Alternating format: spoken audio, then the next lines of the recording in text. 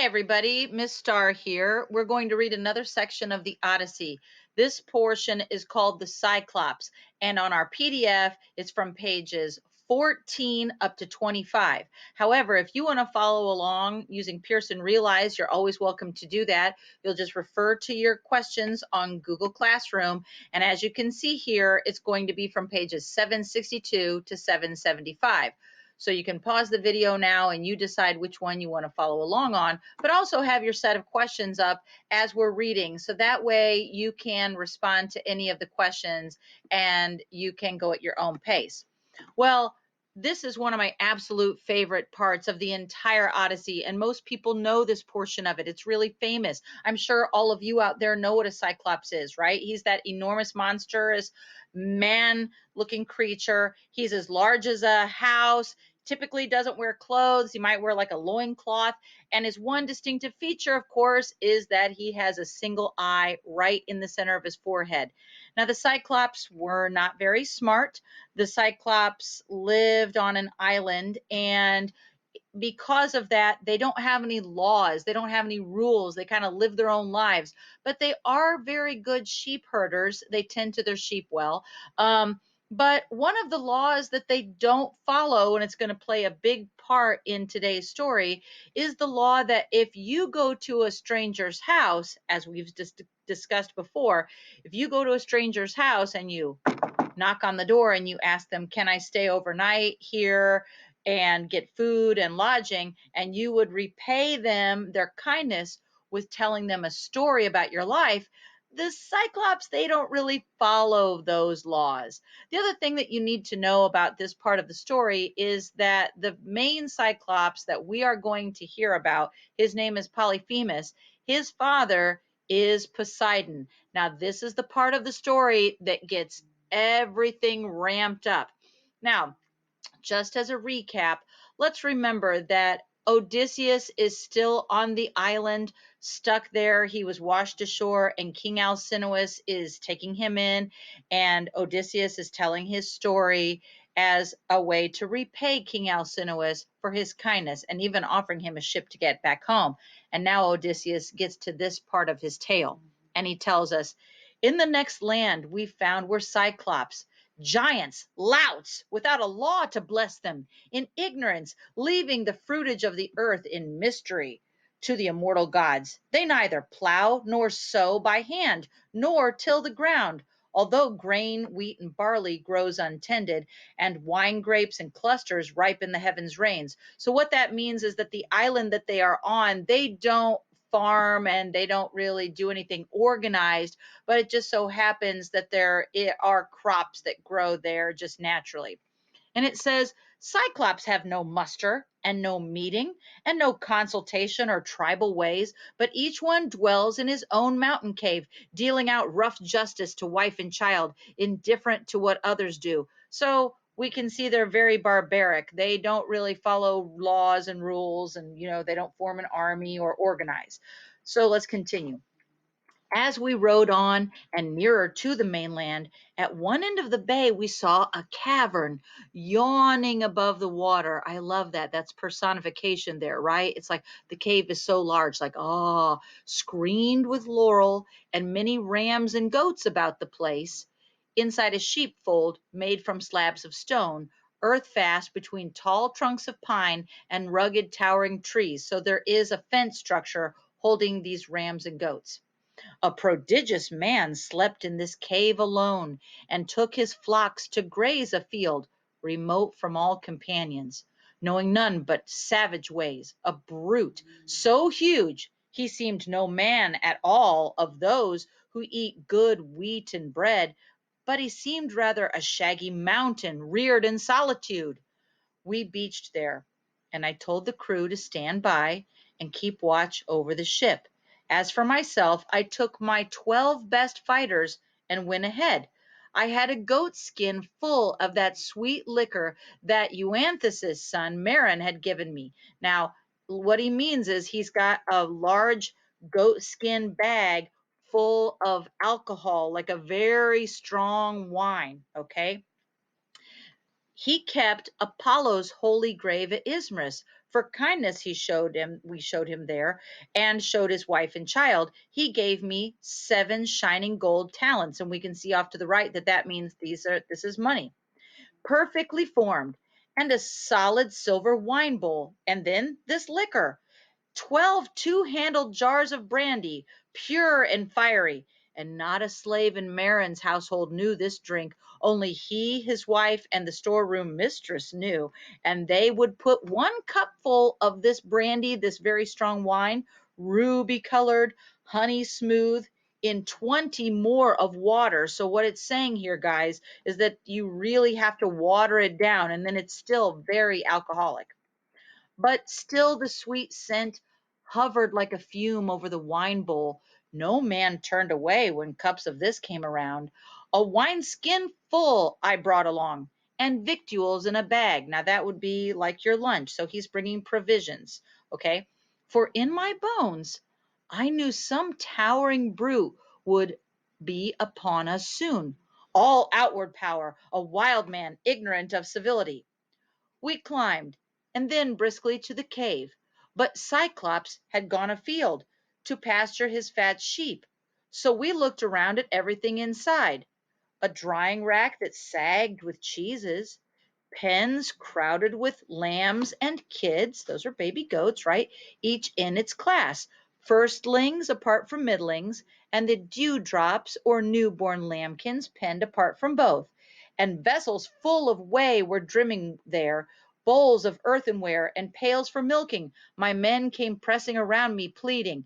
So before we continue, we all know how we can milk cows and then we can separate that. The fat can become cottage cheese, but it takes a little bit of processing, right? And when it is pressed out, there is a milky substance that comes out, and it's called whey, and it's more watery, but you can still drink that.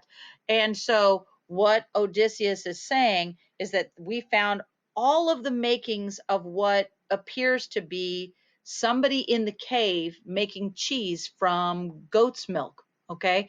But at this point in his story, when he's recalling this, he's indicating to Alcinous, we didn't really know who lived there. We just see all of these things inside of the cave.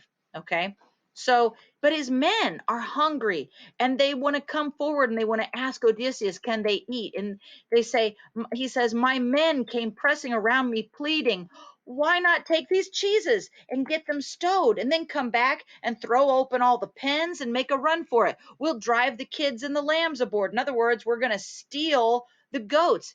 We say put out again on good salt water. So the men are saying steal these things and leave. But here's a part where we learn that Odysseus is typical Odysseus. Why? Because Odysseus is very curious and he also wants an adventure. So he tells his host, how sound that was. That means that was really wise of them to suggest that. But yet I refused. I wished to see the caveman, what he had to offer. No pretty sight it turned out for my friends. We lit a fire, burnt an offering. Remember, we've talked about this, how you take a good part of a piece of meat, and you burn that over the fire as an offering to the gods. And we took some cheese to eat, and then we sat in silence around the embers waiting. Now, at this point, Odysseus thinks it's okay to do this because if the host is gone and you're hungry, typically a host will allow you to come in and eat, right? When he came, this is the Cyclops, he had a load of dry boughs on his shoulder to stoke his fire at supper time. He dumped it with a great crash into that hollow cave, and we all scattered fast to the far wall because they're all so shocked. They see him come in, and he's absolutely enormous. Then over the broad cavern floor, he ushered the ewes he meant to milk. So he's kind of scooting them into an area, and he left his rams and his he goats in the yard outside, and he swung high overhead a slab of solid rock. So he's got this large circular stone that he rolls in front of the cave's entrance. to close the cave. 24 four-wheeled wagons with heaving wagon teams could not have stirred the tonnage of that rock from where he wedged it over the door sill. So that means it's so heavy that the 12 men, Odysseus and his 12 men, there'd have be no way they could possibly move that. Next, he took his seat and he milked his bleeding ewes, a practice job he made of it, giving each ewe her suckling. So he's actually pretty good at this. He's done this in the past. We can tell he's good with his goats. He thickened, let's see, where was I? Sorry. He thickened his milk then into curds and whey. Now, what are curds and whey? You've probably heard of that. That's cottage cheese, okay?